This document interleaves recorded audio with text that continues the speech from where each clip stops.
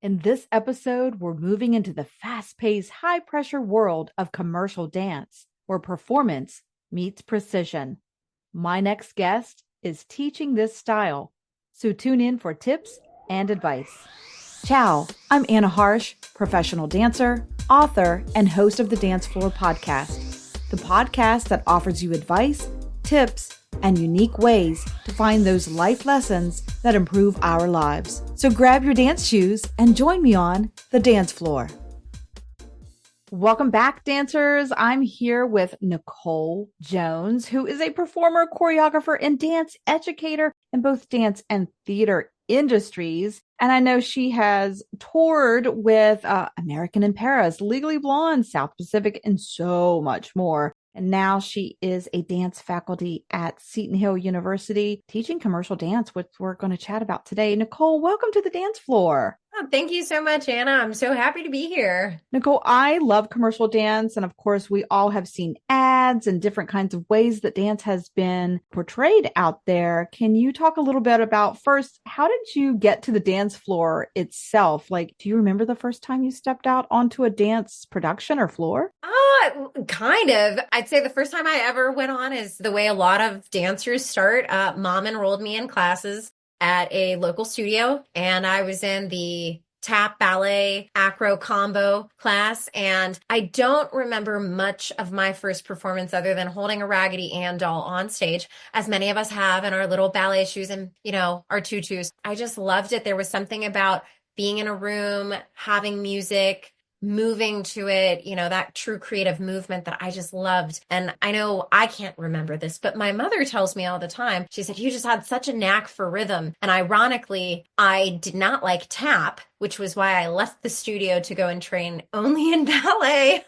But now it's like, I look back and I'm like, man, I wish I had stuck with the tap so that I didn't have to come back to it as an adult. But yeah, it was something about the music, the movement, being on stage, sharing what you love. It just really captivated me. And I feel like I just knew from a young age, like, this is what I'm meant to do. This is what I'm supposed to do. That's kind of how I felt too. I talk about this in my first memoir about walking onto the stage and seeing stage lights above you and thinking, wow, they're like a sky full of stars. Who doesn't want to dance under stars? So I think we do get captivated of the warmth of the stage and the lights and just the programming, and then learning and being with your friends that you meet for dance, in those studios. And I, like you, ballet, jazz, and tap, like some kind of wrapped all in one combination class where you can get, just a little bit of this and that. And I think I was an American doll or something, like you said, like some kind of doll when I was 4. I think I had this red, white, and blue outfit on, and, you just go, this is where it started and this is where we're at. So did you dance for a company? Like, tell us more a little bit about your journey and how did you get to be a professor at the college? Yeah. So, as you said, like, I really started as a performer and then got into some choreography, and now I'm a dance educator. But my background is really rooted in ballet. So I just fell in love with it in the studio, the music, the costumes, everything. I went and I trained. I believe it's now called the Westmoreland Ballet Academy. It used to be Laurel Youth Ballet out in Greensburg. And that's where I got like my basis of ballet training, starting with this ballet school / company. I worked my way up all the way through the levels to like be at that top level, performing roles like the Snow Queen and Sugar Plum. And I think I was not Odette, but I was like one of the swan duets and things, like the soloist for Swan Lake. And I just loved it. There was something about it, that classical music, that swell, that sound of a full orchestra pit. We had the luxury of performing with the Westmoreland Symphony. And there's just something about the way it all connects with the movement. It just really fueled that passion for me. After I trained in ballet, I wound up going to Point Park University, where I earned a BA in dance, but I double majored and also got a BA in history. And I was exposed to other styles of concert dance. And my sophomore year, I was actually thinking of pivoting and quitting dance and maybe finding something else. Isn't that wild? I think we all have that at some point in our careers where we're like, maybe I'm not supposed to dance. Maybe I'm supposed to do something else. Right. Maybe I'm not cut out for this. Yeah. Yeah. Okay. So I had some strong words from different professors that knew that I wanted to do ballet. And they were, but now as a professor, I look at it as like, that was the firm gentle but honest guidance of, hey, just saying this is what you need to be able to do this. You're close, but you still haven't hit the bar. Right. And I just knew physical limitations. I wasn't quite sure if I'd achieve that. So I started exploring other styles of dance. I found modern, and I just fell in love with, postmodern jazz and modern dance movement. And I think something changed in my brain about the way I thought of dance that year. And I was like, oh my gosh, I can roll on the floor and not wear shoes. And this is still dance. It Right. doesn't mean that it's, because it's not ballet. And ballet was what I knew as dance and what dance was. And I'd been familiar with jazz as well, because we were trained at that prior to going to college. And I was like, wow, this is like a completely different style, something I never knew it to experience, this contemporary style movement. And I fell in love with it. And my body just really took to it, because it also tied in athletics. And I was a very athletic individual, as many of us dancers are. It really launched me into my professional career, which was neat. I went to a friend of mine from school encouraged me to explore more modern dance, because I had no idea what it was. I'm a junior in college, thinking, okay, graduation's coming up. So I went to the American Dance Festival, where I was connected with all of these amazing modern companies from all over, not only the United States, but like the world. I was inspired by like the theatrical modern work of Monica Bill Barnes. And then I was watching companies like Paul Taylor and Mark Morris came. And so you're seeing the classics. And then there was a company from Israel, Vertigo Dance Company, that came, and they combine Tai Chi and modern and like this really earthy, grounded aesthetic. And I took their master class, and they approached me afterwards and were like, hey, we'd like you to come and work with us if you're open to it. And that was the door that opened to endless possibilities for me. Yeah. So You never know where dance is going to take you. And every dance has a story, doesn't it? I mean, that's why we love dance so much, because not only is it movement, but it goes past the movement. There is a story attached to it, an emotion. You're going to get something from that dance. And I always tell the audience, anytime we perform, you will be changed.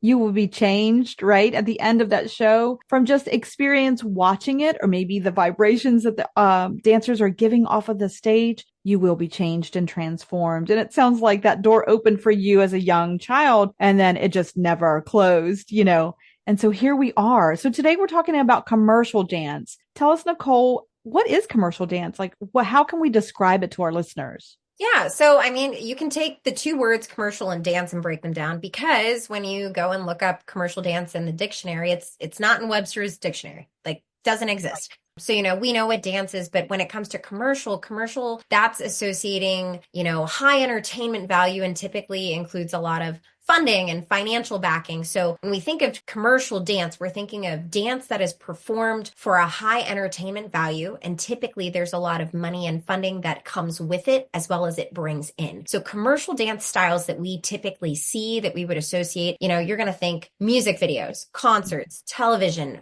film, social media, anywhere that dance is used to support or sell a product, brand, or artist. And those styles that are most popular, I mean, we really are seeing a little bit of everything. Like you'll see ballet used to sell something, or contemporary and modern, but we see a lot of jazz, a lot of hip hop, a lot of street styles, and it's always evolving. The cool thing about commercial dance is it is the now dance. It is always evolving. It is always taking in what the consumer is wanting, what we're looking for, and it's very fast paced. I just recently saw a commercial where dance was used for, I think, a tennis match that's coming up. And it's like contemporary modern movement in the background, and they're wearing all white, with bright colors. So yeah, commercial dance is exactly what she described.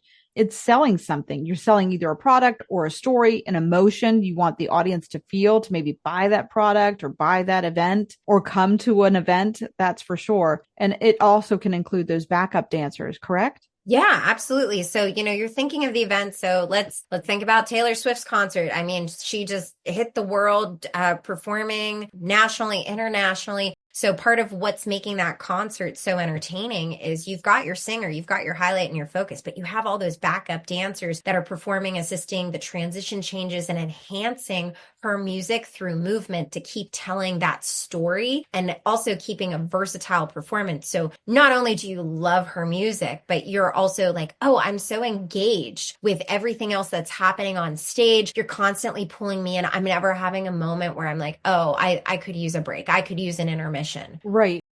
Ready to dance like you're in Italy? It's time for the Italian Dance Challenge. Clear some space, grab a bottle of water, and gather your whole family because this Zoom dance party is bringing the energy of Italy right to your living room. And guess what? It's completely free. Yes, I said free. So turn your cameras on, bring your best dance moves, and get ready for a fun, cultural, and totally unforgettable experience. The Italian Dance Challenge with me, Anna Harsh. You'll be learning cultural Italian dances straight from Italy. So mark your calendars. Are you ready? May 20th, June 17th, or July 15th, 6 p.m. Eastern Standard Time. Now go right now to allegrodancecompany.net to register. That's allegrodancecompany.net. Andiamo! Let's dance together. And how do you think a dancer that maybe is, a young dancer now that's auditioning, it's on that audition track, what do you think makes them stand out? What can we tell them a tip that would make them stand out to get those jobs for a backup Beyonce dancer or a backup Taylor Swift or whomever out there? Even locally, we have a lot of Pittsburgh dancers that are working in the film industry. So what stands out? What can we help them do and achieve?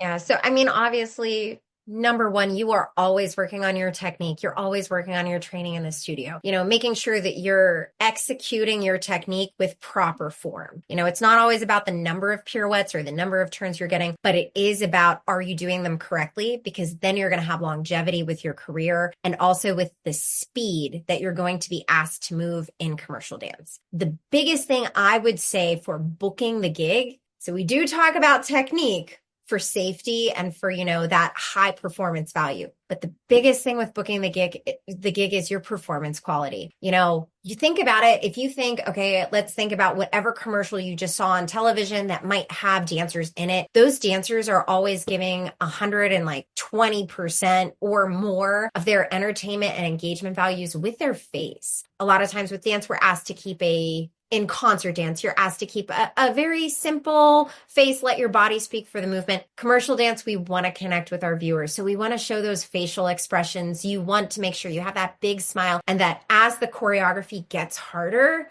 you're not losing that quality. And they can practice those techniques, I think, in video, like videotaping themselves to practice their facial expressions. Oh, yeah, for sure. I urge my students all the time. I'm like, okay, so you learned the combo, you learned this exercise, whatever we're doing, film yourself.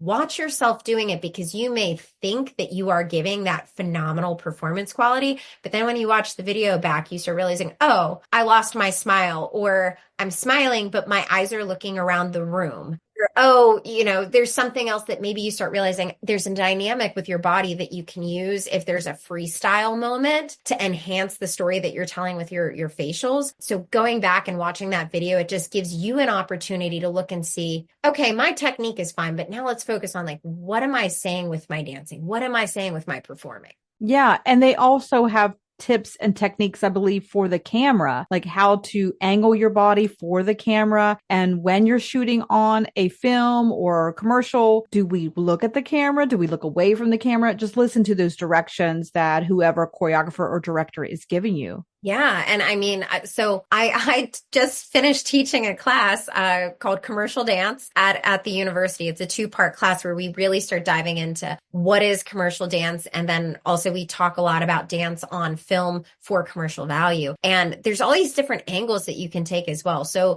say you learned a really awesome jazz combo or hip hop combo at wherever you might be. Take your camera and film yourself. See what's the difference if you place the camera low. When you place the camera low and it's looking up, it gives you a really powerful stance. If you take the camera, you place it high and you shoot down, it's going to create a different image. It's going to showcase the dance in a different way and maybe tell a different story. It's a really great way for you to start learning about yourself, that if, say, you're looking to promote your commercial dancing on, say, your social media, TikTok, Instagram, whatever, you can start learning, I always like dancing from this angle and I like hitting things on this leg or this way. And if I put the camera here, it's going to enhance that so that the viewer through the camera is going to get the best, commercial dance that you're going to be promoting. Yeah, and the lens will give the audience a perspective that you are trying to portray, from different perspectives, maybe to the right, to the left, or like you said, from above or from down below, or something that's more intimate or further away. So you're giving all of those different perspectives, and that will shift how the audience perceives it. Is it more emotional? Is it more intimate? Social? So it depends on the story that we're telling. Gosh, that's a lot, Nicole. It's a lot to take in, but I think dancers can do it. And I love that you're teaching a class now at Seton Hill to give dancers that opportunity and give them those leads up to those commercial jobs, possibly. The one tip that I always give dancers is to be that nice person. We as directors or people that are hiring dancers, we never want to work with somebody that's like, well, I can kind of show up or I can kind of do this, or maybe they don't treat each other very well, on set. No, we have to have kindness. We want to be direct. We want to show up on time. We want to have all of our manners in check. And so even if you don't have the best technique, sometimes you're still picked because you are the hardest worker. So just remember, dancers, kindness does matter. Manners do matter. And that's part of the life lessons I know we've learned through dance. But Nicole, what life lesson do you think you would want to share that maybe you've learned through dancing? Oh my gosh, there's so many, like you said. Echoing what you said, I will say, so I've also been behind the table for casting for Broadway national tours, and I associate choreographed the Legally Blonde national tour with Bob Richard. It was the 22-23 tour that went out. And one of the things we notice is we're sitting behind the table, like we watch you the second you walk in the door, that you're signing up at the table to like get your number and get ready for the audition. And then we watch how you're learning the material and we watch how you're interacting with other people. Anytime you're going to work with someone, we love that you have the dance skills you have and the technique you have, but we want to work with people that are kind and that are generous in the studio. So, absolutely everything you just said, Anna, like that kindness translates and you are always being watched. So, just always be a good person. I think that's just a general life rule. Always be a good person because that's so important. My life lesson, though, that I've learned from the business is definitely dealing with resilience, especially when it comes to commercial dance. So we're talking like Broadway shows, cruise ships, theme parks, all of that stuff. The industry, like we said, because it's tied to money, unfortunately, that means like you got to move as fast as possible. You have to pick up the material as fast as possible. You got to be ready to perform. Like you don't get a 4-week period and then perform. You get 2 weeks, sometimes 10 days, and then you're performing. It is that quick because they can't spend extra money learning the show when they want to spend the money on getting the production up. So the industry just moves so fast and it doesn't always give feedback. So you need to be resilient. You need to learn to stay grounded, keep your training for yourself. The industry might not be telling you, you need to go take class. That's like that personal resilience, that perseverance of like, I need to go keep taking class, keep staying in shape, keep building relationships. As we said, be that nice person in the room. I've gotten jobs and actually I've pulled people in to work with me professionally that I met them in an audition room. We were auditioning for the same job. We both, one of us got it, the other one didn't, or we both got cut. But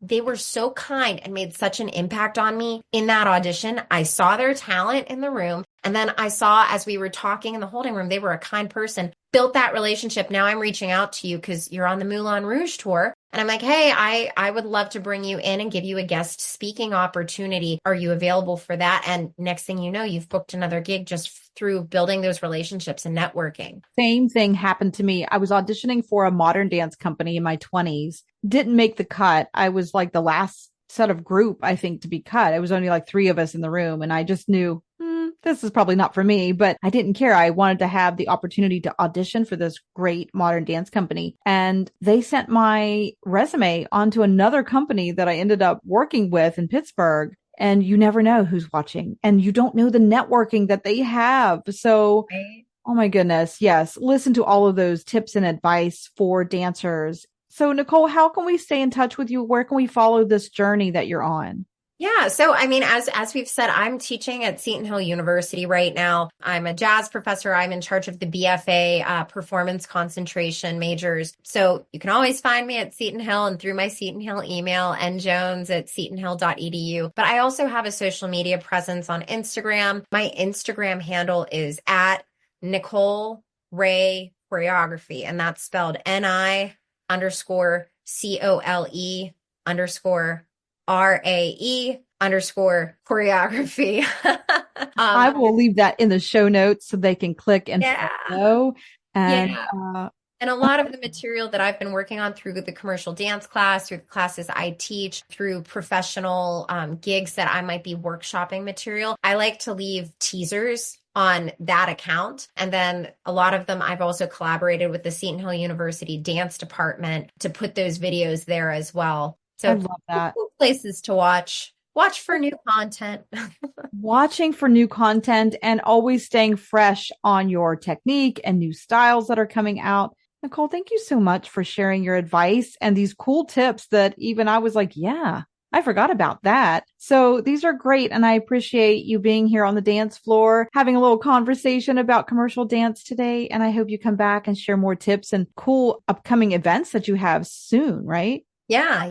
I'll be choreographing for St. Vincent's Summer Theater. I'm very excited. I have some irons in the fire right now for some future full-length work that I'm hoping to be workshopping this summer. So you may or may not see some requests for dancers who are just looking to get in the studio and maybe collaborate and help me draft my next work. So I that's love that. Stay connected with me, Nicole. Let's collaborate in the future. I think we have some good ideas that we can do maybe next year, and I'm excited for that. Thanks for listening, everyone. I'm Anna Harsh, and until next time, keep moving on the dance floor.